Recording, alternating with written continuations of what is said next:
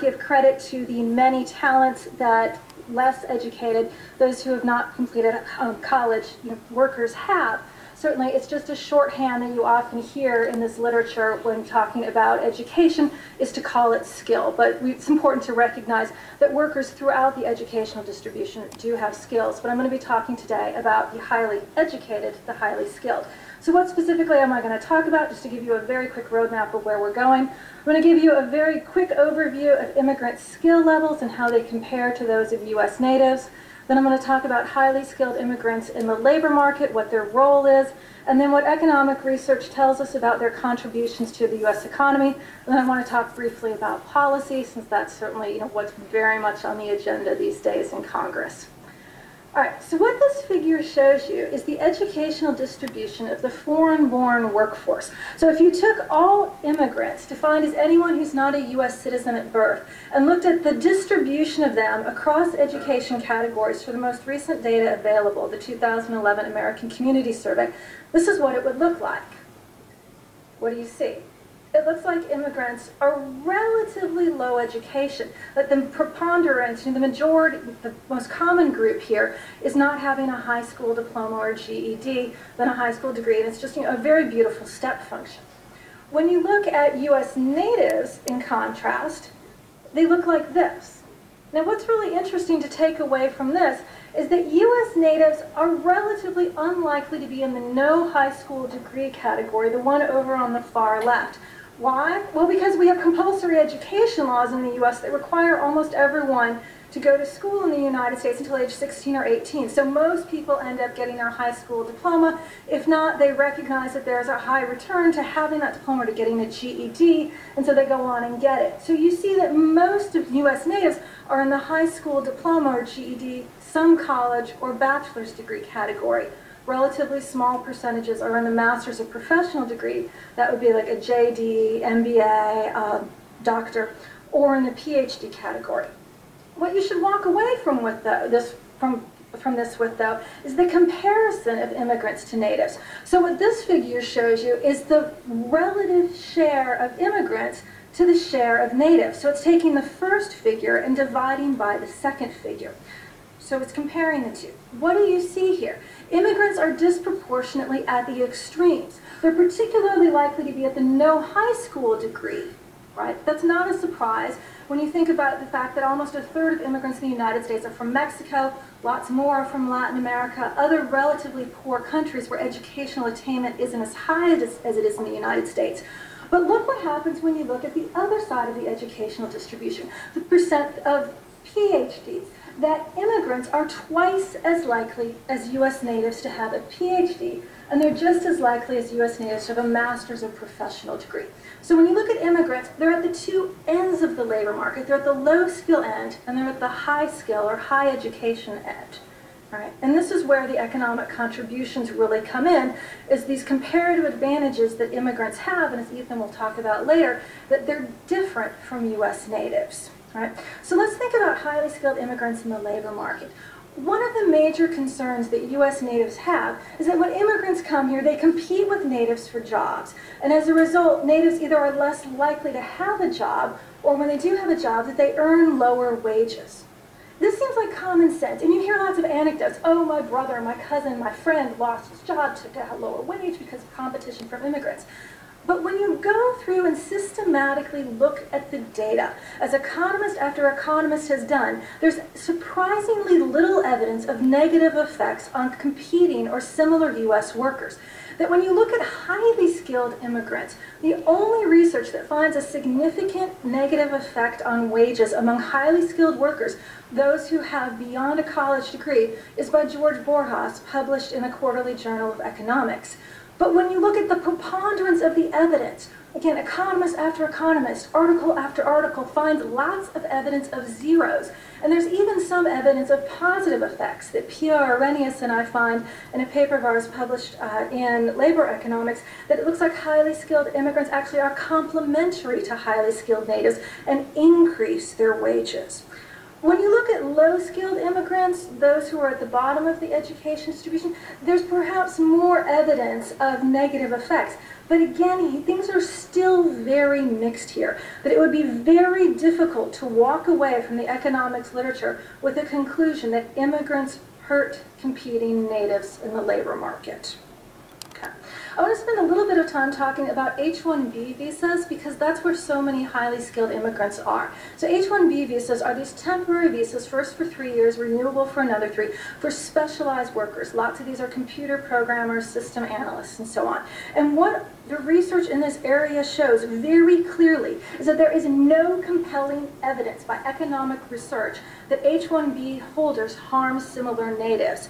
Research by Lofstrom and Hayes and by Rothwell and Ruiz shows that H-1B workers actually earn more than similar natives, that they're not undercutting U.S. natives in the labor market.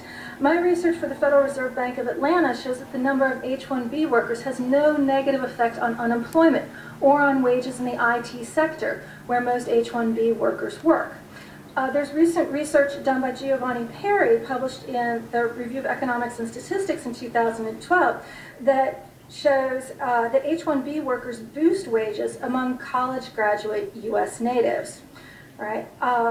Then, my research for the American Enterprise Institute and the Partnership for a New American Economy shows that the number of H-1B workers is positively related to total employment. When you look at everyone, not just competing workers, you actually see positive job effects from having more H-1B workers.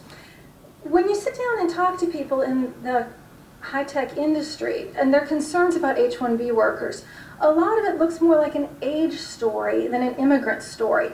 The people who are having difficulty getting jobs are older workers, and some of them are foreign-born as well as native-born. So the idea that we're going to attribute what's going on in that industry to the competition from H-1B workers, it just doesn't hold up in the data. Okay. So why don't we see more negative effects, right? Why doesn't the demand curve slope down when the labor supply curve slopes up? Well, there's a lot of possibilities here. One is that U.S. natives might move into different jobs as a result of immigration, and this is what Giovanni Perry and Chad Sparber show in their paper, that U.S. natives move into their comparative advantage as a result of immigration by both low-skilled and high-skilled immigrants. It's also possible that U.S. natives move across areas, and this is what research by Abigail Wozniak shows, that U.S. natives move to different places when immigrants are moving in to their local area. There's also some recent research by Jennifer Hunt that suggests that the competition from highly skilled immigrants really only comes when they speak English very well. And so that the fact that a lot of highly skilled immigrants, particularly in high-tech fields, aren't fluent in English really reduces how substitutable they are for U.S.-born workers. But another possibility, and the most important one here, is that highly skilled workers don't harm competing or other U.S. natives' job opportunities because highly skilled immigrants create jobs via their innovative activities and via their entrepreneurial activities. So what's the research on that? If we turn to job creation, my report for a Partnership for a New American Economy and the American Enterprise Institute shows that if you increase the number of foreign-born advanced degree holders in the United States, for every 100 more of them, total U.S. employment increases by 44. If those foreign-born advanced degree holders happen to work in STEM and their degree appears to be from a U.S. university, for 100 more of them, you get 262 more jobs among U.S. natives. That there's job creation going on, not just for the immigrants themselves, but for U.S. natives as a result of having more highly skilled immigrants, right? Business creation. What research by Vivek Wadhwa and others show here is that about 1/4 of high-tech startups and about half of high-tech startups in Silicon Valley have at least one key immigrant founder, that immigrants are playing a very important role in the high-tech industry. And what Jennifer Hunt and Marjolaine Gauthier-Luciel show is that immigrants are more likely to have started a firm with at least 10 employees than U.S. natives are when we look at college graduates. So they're creating jobs, they're creating businesses, and they're innovating as well. Jennifer Hunt and Marjolaine Gauthier-Luciel's research shows that immigrants are twice as likely to patent Immigrants of a college degree are twice as likely to patent as college graduate U.S. natives are. Why? Because they predominantly have degrees in STEM and work in STEM, that they are in innovative fields. Right? And then research by Bill Kerr and William Lincoln shows that not only are immigrants more likely to patent and to innovate than U.S. natives, but that there's no crowd out or negative effects going on among U.S. natives. If anything, it looks like there's positive spillovers among U.S. natives. Okay? Research by Giovanni Perry shows that when you have more H-1B workers, you end up with higher productivity growth as well, right? That if you look at foreign-born STEM workers, they can account for 1/4 of the increase in productivity growth that happened during the 1990s boom and a similar share of productivity growth during the early 2000s. Right? And finally, highly skilled immigrants, they're net fiscal contributors, much like highly educated natives are, that they're paying more in taxes than they're receiving in government benefits. And certainly in this era where we're very worried about the solvency of Social Security and Medicare and about outsized government deficits, particularly at the federal level, having net fiscal contributors, it's important to have them, right? So when we think about policy implications from this, I think the policy implication is very, very clear, that we would want more highly skilled immigrants, creating jobs, creating businesses, patenting, innovating. One thing that's really important to recognize is that the foreign students, particularly at the graduate level, but increasingly at the undergraduate level, and the H-1B program are critical entry points for this population. But most of them are not coming over initially as green cards. They're certainly not coming as unauthorized immigrants, and that's something that we can talk about later. But that these programs, ensuring that there are ways for foreign students to enter and people to get H-1B visas, and then to stay in the United States is very, very important if we want to get the job and business creation benefits of highly skilled immigrants. When you think about what are some of the problems with current policy that the Senate legislation addressed, that there are very long waits for green cards, that there are hundreds of thousands of highly skilled immigrants waiting, mostly in the United States on H-1B visas to get a green card, right? And they are waiting potentially for many, many years, particularly if they're from China, India, the Philippines, or Mexico, because there's country caps that no one country can receive more than 7% of numerically limited green cards right now. The Senate bill would change this, and so that's a very, very good thing to get rid of these country caps and end the queues that stretch for years and years and years. What I tell my students at Agnes College is if you want to remain in the United States, and these are bright, talented women, how should they remain? They should marry a U.S. native. And I think that's really sad that I have to tell them that. It's also, not really consistent with the type of visa that they're on, right? But our immigration policy is very, very messed up when your best way to stay in the United States is assortative mating, right, to marry a U.S. native. And finally, I'd just like to say, low-skilled or less educated immigrants play an important role in our economy as well. And we certainly shouldn't forget about their economic contributions. So please don't take any of this as, not saying that low-skilled immigrants matter as well. Thank you.